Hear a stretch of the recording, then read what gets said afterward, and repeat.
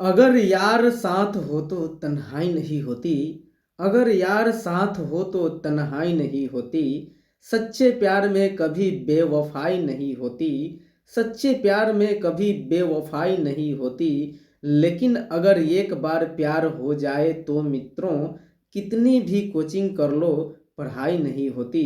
Hi friends, नमस्ते। आप लोग कैसे हैं? आई होप कि आप लोग काफ़ी अच्छे होंगे, मस्त होंगे और आप लोगों की तैयारी काफ़ी बेहतरीन तरीके से चल रही होंगी।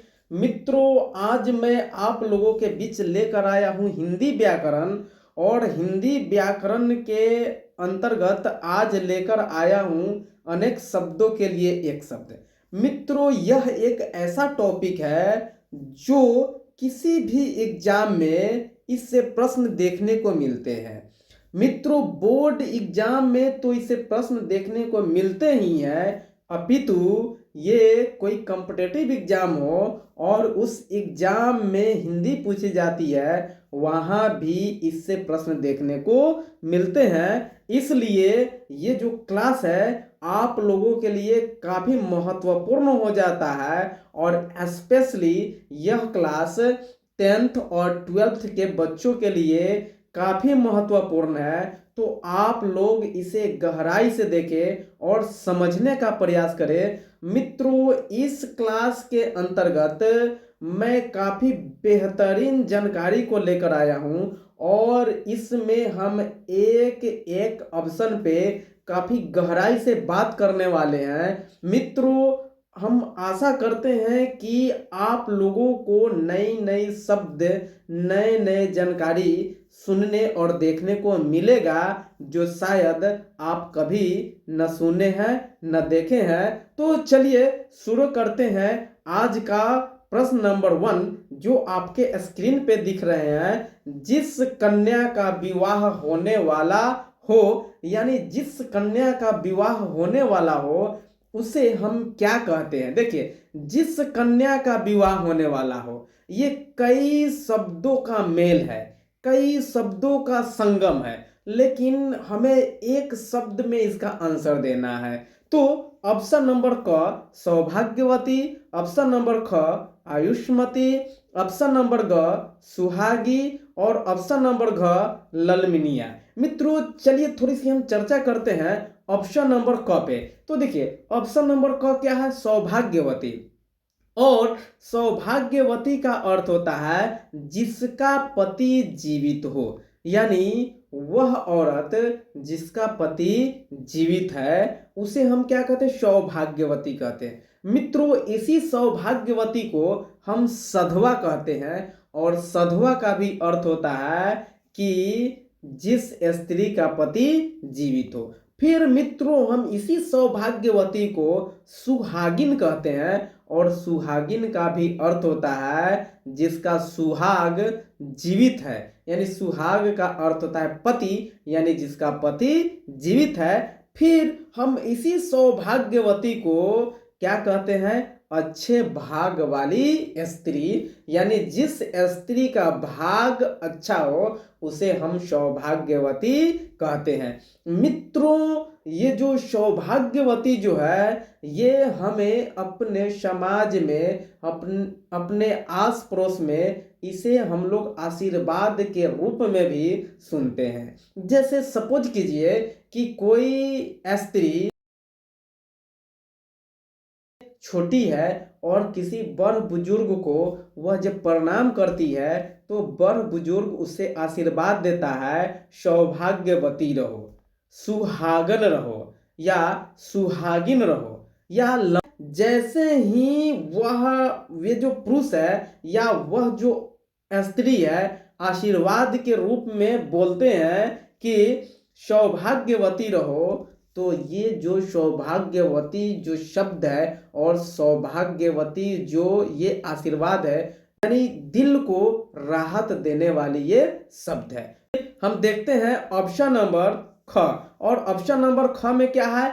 आयुष्मती। और आयुष्मती का अर्थ होता है अधिक आयु पाने वाली या दीर्घायु या चिरंजीवी या एक लंबा जीवन जीने वाली। मित्रों, एक लंबा जीवन जीने वाली किसे कहते हैं? तो एक लंबा जीवन जीने वाली का अर्थ क्या होता है? आयुष्मती। मित्रों, किसी भी लड़की की जब शादी होती है तो उसके नाम के पहले लिखा हुआ रहता है आयुष्मती, यानी कि लंबा जीवन जीने वाली। तो हम कामना करते हैं कि इस लड़की की, यानी जिसकी शादी हो रही है, वह लंबी जीवन व्यतीत करे, इसलिए उसके नाम के पहले आयुष्मती शब्द का प्रयोग किया जाता है। अब देखिए, सुहागी। सुहागी का अर्थ भी होता है सौभाग्यशाली, यानी सौभाग्यवती जैसा।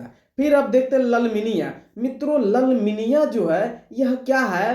तो ललमिनिया एक सुंदर गायक पक्षी का नाम है जिसका सीना लाल रंगों का होता है। यानी ललमिनिया क्या है? एक पक्षी है जो काफी सुरीली आवाज में गाती है और उसका सीना लाल रंगों का होता है, जिसे हम ललमिनिया कहते हैं। तो चलिए मित्रों, इस प्रश्न का आंसर हम देखते हैं जो आपके स्क्रीन पे दिख रहा है। ऑप्शन नंबर ख, आयुष्मती, यानी कि जिस कन्या की शादी होने वाली है या विवाह होने वाली है उसे हम क्या कहते हैं? आयुष्मती कहते हैं। अब चलिए हम चलते हैं प्रश्न नंबर 2 की ओर, जो आपके स्क्रीन पे दिख रहे हैं। संध्या और रात्रि के बीच की बेला को हम क्या कहते हैं? तो देखिए, संध्या और रात्रि के बीच के बेला एक काफी बेहतरीन,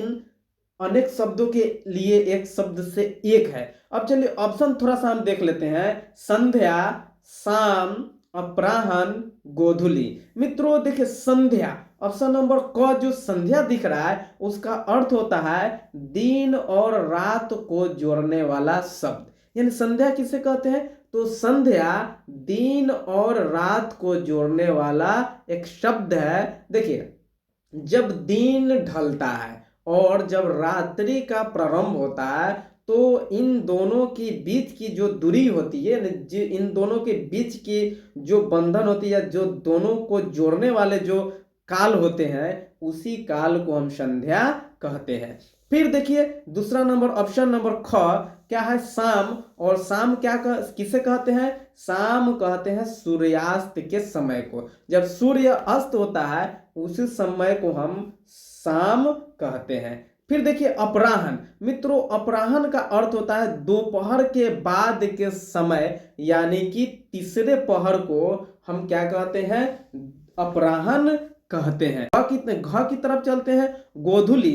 जब गोधूली का हम संधि विच्छेद करेंगे तो क्या होगा? गो जोड़ धूल। और गो जोड़ धूल अर्थात गायों के पैरों से उठने वाली धूल। यानी पुराने समय में कहा जाता था कि जब गायें जंगल से चर कर वापस आती थी तो पता चल जाता था कि शाम होने वाली है, इसलिए इस समय विशेष को गोधूली कहा जाने लगा, अर्थात संध्या का समय। तो मित्रों, संध्या और रात्रि के बीच का बेला को हम क्या कहते हैं? तो आपको स्क्रीन पे दिख रहा है ऑप्शन नंबर घ, गोधूली। और ये काफी बेहतरीन प्रश्न थे मित्रों। अब चलिए हम चलते हैं प्रश्न नंबर 3 की तरफ, जो आपके स्क्रीन पे दिख रहे हैं। जहां किताबें छपती है, तो जहां किताबें छपती है उसे हम क्या कहते हैं? तो देखिए ऑप्शन नंबर क, पाठशाला, ऑप्शन नंबर ख, निर्माणशाला, ऑप्शन नंबर ग, टंकनालय, और ऑप्शन नंबर घ, छापाखाना। तो देखिए ये क्या है? ऑप्शन नंबर क में क्या है? पाठशाला। और पाठशाला किसे कहते हैं? तो जहां विद्यार्थियों को पढ़ना लिखना सिखाया जाता है उसे हम पाठशाला कहते हैं। फिर ऑप्शन नंबर ख, निर्माणशाला।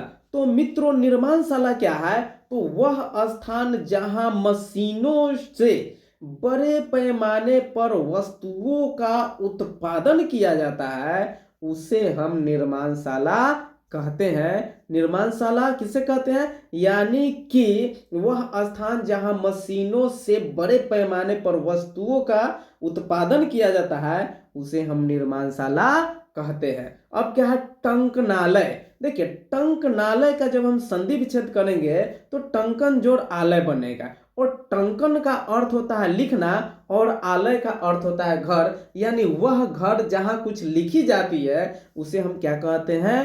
टंकनालय कहते हैं। फिर ऑप्शन नंबर घ, क्या दिख रहा है आपको?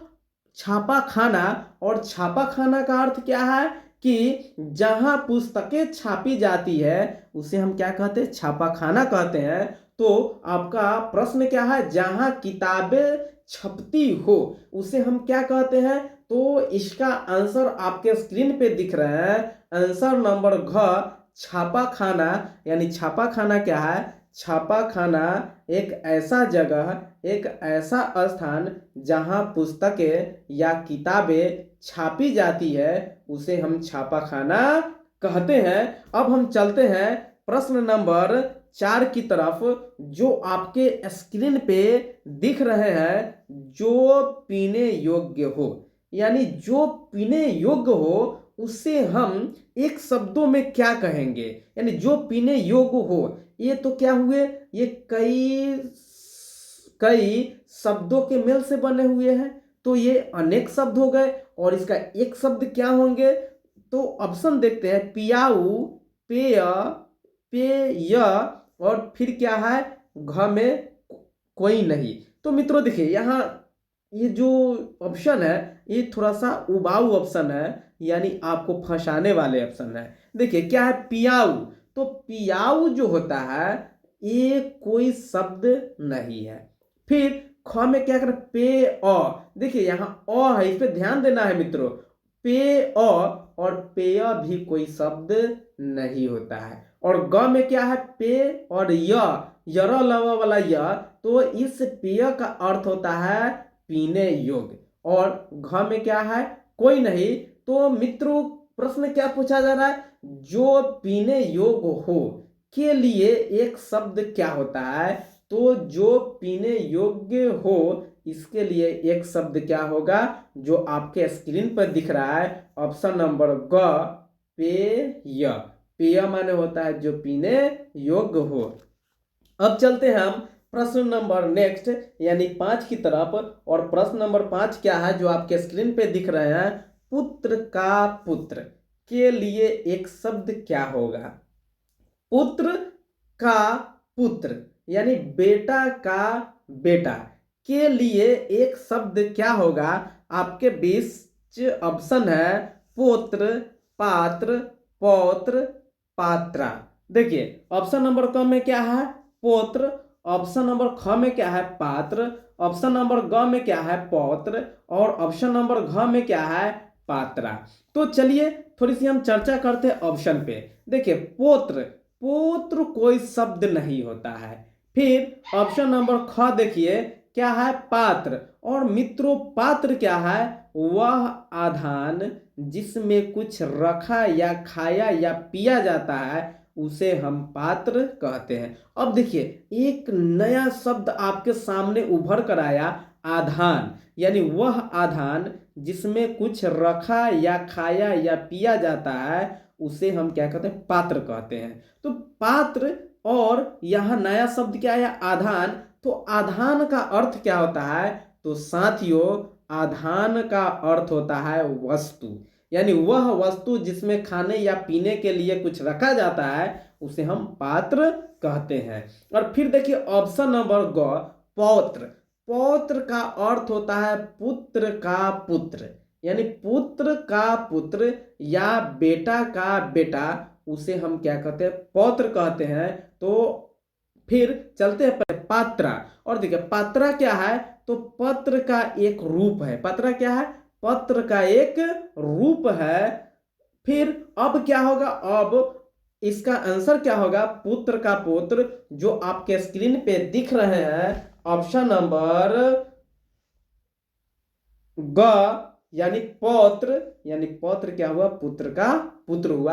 अब फिर हम चलते हैं प्रश्न नंबर छ की तरफ जो आपके स्क्रीन पे दिख रहे हैं, जिसका उदर लंबा हो के लिए एक शब्द क्या होगा। तो मित्रों उदर, उदर का अर्थ क्या होता है, पेट, यानी किसका पेट लंबा है।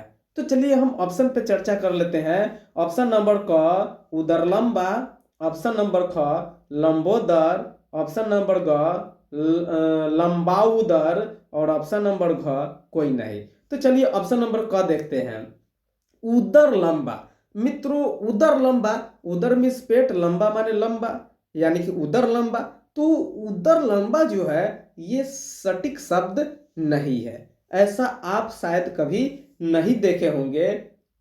फिर ऑप्शन नंबर ख पे चलते हैं और ऑप्शन नंबर क्या है, ख क्या है, लंबोदर। और लंबोदर क्या अर्थ क्या होता है, जिसका उदर लंबा हो, जिसका पेट लंबा हो। और फिर ऑप्शन नंबर ग क्या है, लंबाउदर। और लंबाउदर कोई शब्द नहीं होता है। ऑप्शन नंबर घ क्या है, कोई नहीं। तो आपके स्क्रीन पे आंसर दिख रहे हैं, ऑप्शन नंबर ख लंबोदर। और लंबोदर का अर्थ होता है जिसका उदर यानी पेट लंबा हो, अर्थात हम इसको गणेश भी कह सकते हैं। सबसे बड़ा पेट किसका है, गणेश का है, तो गणेश को हम क्या कहते हैं, लंबोदर। चलते हैं हम प्रश्न नंबर नेक्स्ट यानी 7 की तरफ।